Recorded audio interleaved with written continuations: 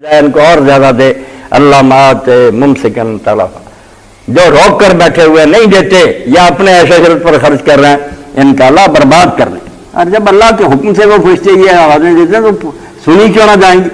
ٹھیک ہے تھوڑا بہت وقفہ ہوتا مگر میری نسبت آپ زیادہ دیکھتے ہیں معاشرے میں پھرتے کتنے امیر ہیں جو بعد میں لوگوں نے انہیں بازاروں میں دھکے کھاتے دیکھا، ایک پائی نہیں رہ گئی، پکڑ آ گئی، خدا کی عرب روتے پھر گاڑیاں بھی گئی ہیں، کوٹیاں بھی بک گئی۔ اللہ سے ڈرنا چاہیے۔ تو اس کی بجائے مساکین کی مدد اگر کی جائے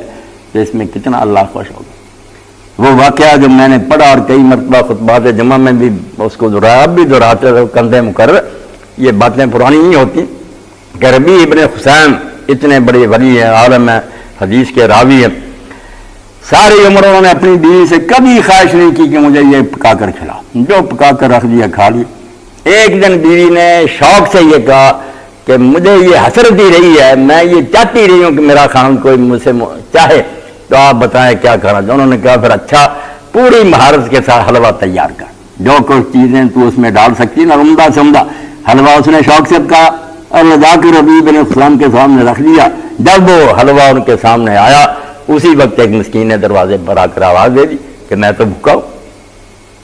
اور مسکین بھی ایسا آواز نہیں دی، مسکین تھا ایسا جو دروازے پر پڑا رہتا تھا، اس کی رانیں بہتی رہتی تھی، بالکل ہوش نہیں تھا۔ انہوں نے یہ حلوہ اٹھایا اپنے سامنے سے گئے اس کے پاس بیٹھ کر لقمہ لقمہ کر کے اس کے منہ میں دے کر وہ سارا حلوہ ختم کر کے آ گئے۔ تو بیوی نے کہا ربیع ساری عمر میں تم نے ایک ہی شوق اپنا ظاہر کیا تھا،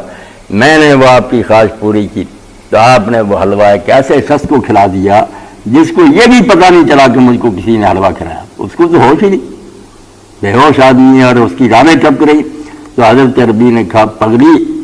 اس کو نہیں پتہ چلا، اس کے رب کو پتہ چل گیا، اللہ نے اپنے دفتر میں لکھ دیا۔ اس لیے پتہ تو اس وقت ہوگا جب ہم اللہ کے سامنے پیش ہو گئے کہ میں نے جو حلوہ کھلایا، ٹھیک ہے وہ بیچارہ نہیں جانتا کس نے مجھے کھلایا، مگر اللہ تو جانتا۔ یہ شاید جو ہے جذبہ ایثار، اگر یہ روزہ کے زمانہ میں بھی ہم میں پیدا نہیں ہوتا، ہمیں غریبوں سے ہمدردی نہیں پیدا ہوتی، ہم ان کی فکر نہیں کرتے، تو کوئی بات نہیں۔ اس لیے اس کو شہر المواسات بھی حدیث میں کہا گیا کہ یہ تو مہینہ ہی ایسا کہ آدمی کے اندر غمخواری پیدا ہو جائے، اس کا دل تڑپنا چاہیے، اس کے دل کو آگ لگ جانی چاہیے کہ لوگ جو بیچارے بھوک سے مر رہے ہیں، میں عیاشیاں کر رہا ہوں، شام کو اتنا فروٹ میرے ہاں آ جاتا ہے، سیب اور کیلے اور کیا جوس وغیرہ، ان غریبوں کو پانی ٹھنڈا نصیب نہیں ہوتا۔ تو روزہ تو ان لوگوں کا جیسے عمر ابن دینار کا لکھتے ہیں مولا علی قاری رحمۃ اللہ علیہ مرکات میں کہ وہ اللہ کے ولی تھے، خوراک یہ تھی کہ سوکھے ٹکڑے وہ بھی پانی میں بھگو کر نمک کے ساتھ کھاتے، سادہ زندگی، مگر اس پر بھی روتے تھے کہ میں یہ ٹکڑے کھا رہا ہوں، کئی لوگ جو ان کی حالت اس سے بھی بری ہے، اللہ جانے میرے اس رزق میں ان کا بھی حصہ ہو جو میں دے نہ سکا ہوں، اللہ معاف فرمانا۔ اب جو کھا رہے ہیں اور کبھی انہیں خیال ہی نہیں آتا کہ اللہ ان لوگوں کو آپ کی طرح نہیں دے سکتا تھا، اب بھی اس کے ہاں کمی ہے کہ وہ ان کو غنی کر دے اور آپ کو فقیر بنا دے، مگر یہ سب کچھ کیوں کیا؟ تمہارا حوصلہ دیکھنے کے لیے، ان کا صبر آزمانے کے لیے۔ تو جو غریبی اور مسکینی میں رہ کر بھی اللہ پر راضی رہے، شکایت نہیں کی۔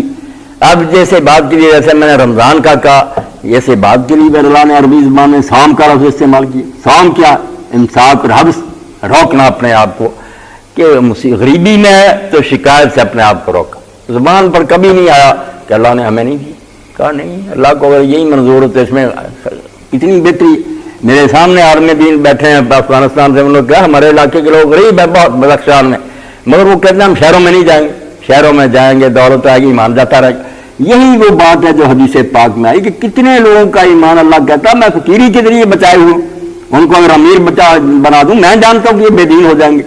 اور کتنے ہیں جن کو عمارت کے ذریعہ میں بجائے ہوئے ہیں کہ اگر ان کو غریب کر دیا جائے تو وہ بھی ایمان اپنا برباد کر بیٹھیں گے۔ اس لیے اللہ کے فیصلات پر راضی رہنا اور شکایت نہ کرنا اللہ کے ہاں یہ بڑا مقبول ہے۔ تو فقراء اور مساکین تو صبر کرے،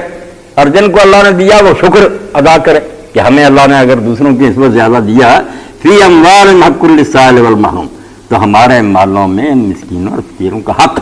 قرآن نے یہ نہیں کہا کہ ان کو دیتے ہیں تو احسان کر دیں، ڈیو آپ جانتے کہ کسی کا دینا ہو تو دینا پڑتا ہے، اور اگر آپ نہیں دیں گے تو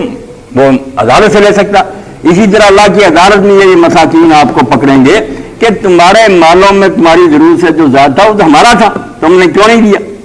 اور وہاں اگر اللہ تعالیٰ یہ فرمائے گا جو انجیل مقدس میں بھی ہے، حدیث پاک میں بھی ہے، خود مالک کائنات کہے گا کہ میں بھوکا ہوا اور تم سے کھانا مانگا تم نے مجھے کھانا نہیں دیا، میں پیاسا ہوا اور پانی مانگا تم نے پانی نہیں دیا،